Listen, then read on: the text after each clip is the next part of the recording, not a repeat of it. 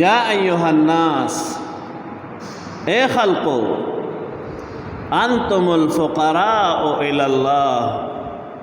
چې تاسو الله پاک جل جلاله ته ګوره ټول محتاج یې، بے بس یې، او ټول الله پاک جل شانه ته محتاج بندگان یې، او خدای پاک جل شانه محتاج الیه دا، والله هو الغنی الحمید.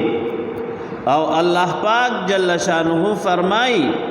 چې الله جل شانه ګوره بے پروا ذات تا، او دغه صفت کړي شوی دا، هغه ګوره په مخلوق کې چاته محتاج نه ده، او دغه صفت کړي شوی دا. او الله پاک جل شانه فرمائی ان یشاء یذهبکم، او کچره الله پاک جل شانه وغواړي نو تاسو به ګوره د دې ځمکې نه لرې کړي، دا ځمکه به درنه خالي کړي، او ویأت بخلق جدید، او داسې مخلوق په نوی راولي چې هغه به د الله پاک جل شانه بندگی کوي. لہذا ما او تا ته په دې آیت مبارک کې دا حکم ده چې انسان ګوره بندگی وکړه، او ورونو انسان سره خایم ګوره بندگی، تکبر او لوی دا د الله پاک جل شانه سره خای، او دا نبی کریم صلی الله علیه وسلم مبارک فرمائی چې رب کریم جل شانه فرمائی الکبریاء ردائی، لوی ګوره زما صادر ده. نو لہذا انسان ته پدې کې دا حکم ده چې انسان ته ګوره دنیا کې بندگی اختیار کا، او ته ګوره دنیا کې عاجزی اختیار کا، او دنیا کې ګوره کبرونه کې. نبی کریم صلی الله علیه وسلم مبارک یو دل حدیث مبارک کې د منجیات ذکر فرمایلو چې دا د اعمال په سړی کې راشي نو دا انسان به نجات عمومي، او بیا او فرمایل چې دا د اعمال په سړی کې راشي ناغه په هلاکت کې واقع شي. یو پاغه مهلکاتو کې نبی کریم صلی الله علیه وسلم مبارک فرمایل و اعجاب المرء نفسه، یو انسان ته خپل ځان لوی ښکار کیدل، یو انسان ته خپل ځان لوی ښکار کیدل، او انسان ته د خپل ځان په سترګو کې د تکبرانه انداز کار کیدل. نبی کریم صلی الله علیه وسلم مبارک فرمائی دا چې د کم انسان په تصور کې راغل، د کم انسان په ذهن کې راغل، د کم انسان په زړه کې راغل، نبی کریم صلی الله علیه وسلم مبارک فرمائی دا انسان په هلاکت کې واقع شو، یعنی دا به هلاک شي. نو ما او تا ترونو الله پاک جل شانه د بندګۍ حکم کړی دا چې انسانا ته دنیا کې ګوره د بندګۍ اظهار وکړه، او د ما ستا نسل د څه نه ده، حقیقت مو د څه نه درونو د خاورې نه پیدا یو. علماء کرام یو مثال ذکر کوي، ناشنا کله چې دا خاوره د خپو لاندې وي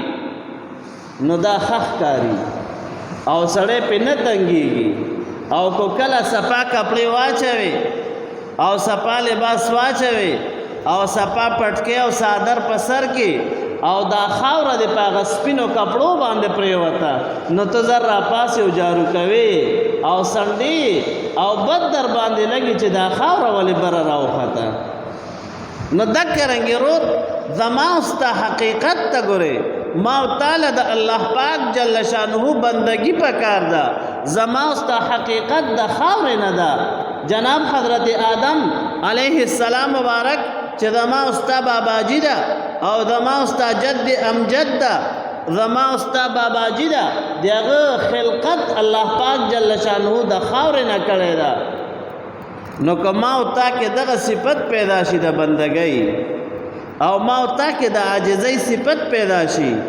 قسم د نبی کریم صلی الله علیه وسلم مبارک فرمائی من تواضع لله رفعه الله ومن تکبر وضعه الله. رونو دا عمل دا ګوره نن سبا ډېر شوی، عام شوی ده. د تکبر صفت دا انسانانو کې ډېر عام شوی ده. چا سره لغونتې مالی حالت ښه شي هغه کې به تکبرانه انداز پیدا شي. چا سره لغونتې قوت راشي، د چا بچی شي، د چا یو حالت شي، هغه کې تکبرانه انداز پیدا کېږي. نروره زما او ستا خلقت خو د خاورې نه ده، زه تو خو د خاورې نه پیدا یو او د خاورې صفت څه ده هغه به په ځمکې باندې پرته وي. باید چې ما او ته هر وخت دا خپل سر دا الله پاک جل جلاله ته په خاورو کې په سجدې کې ولګو او دا خپل سر ورته ټیټ کړو او د الله پاک جل شانه فرمان بردار شو. الا بزو تو بندگانو او کنه په خله باندې بنده وایو او صفات راکې د بندګۍ نه وي نو ګورې به دروغجن شو. لہذا ما تعالی پکار دی چې دنیا کې زندگی تیرو د الله پاک جل شانه بندگی وکړو. یو شاعر وای کنه امانه دادا وای چې کم انسان دنیا کې د بندګۍ ژوند نه تیروي نو به خدا شرمندگی ده.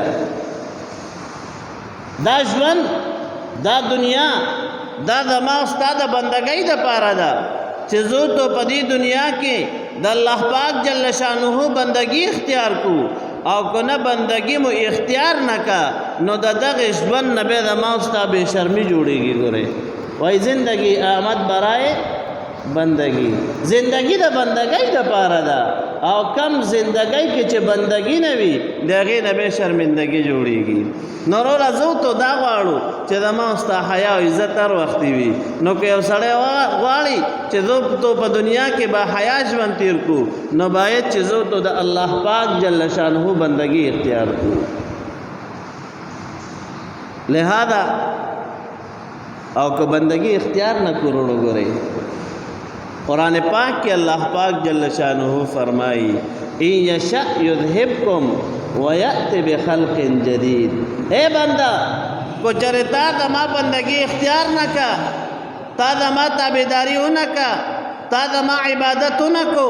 تا دما تابعدار نشوی، تا دما د مهربان پیغمبر صلی الله علیه وسلم مبارک تابعدار نشوی، دغه د مبارک په سنت او اتباع اختیار نہ کا. نو اے بندہ یذهبکم د دنیا نه به ګره میټاو کم او داسې به میټاو کم اے بندہ چې بیا به څوک نوم نه خلی، بیا به نام نشان نه وي، بیا به څوک کسی نه بیانوي او بیا به څوک نوم نه خلی چې پلانې په دې دنیا کې پاتې کېدو. او ویأت بخلق جدید او د الله پاک جل جلاله د عبادت لپاره دغه د بندګۍ لپاره الله پاک جل شانه فرمایي ویأت بخلق جدید. ګوره نور نوې مخلوق په پیدا کړو نو باید چې ما او ته دنیا کې ژوند تیرو، دنیا کې عمر تیرو چې د الله پاک جل جلاله بندګۍ کې ګوره عمر تیر کړو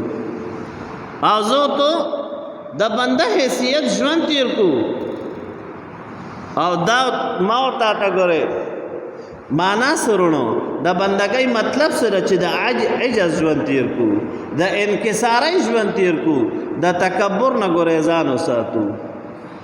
رونو تکبر نبی کریم صلی الله علیه وسلم مبارک فرمائی په هغه مهلکاتو کې چې کم سړی په هلاکت کې اچوي په هغه اشیاء کې یو تکبر ده چې هغه انسان ته په زړه کې راشي او هغه انسان اختیار کی تکبر. نبی کریم صلی الله علیه وسلم مبارک فرمائی چې دا انسان په هلاکت کې واقع شي.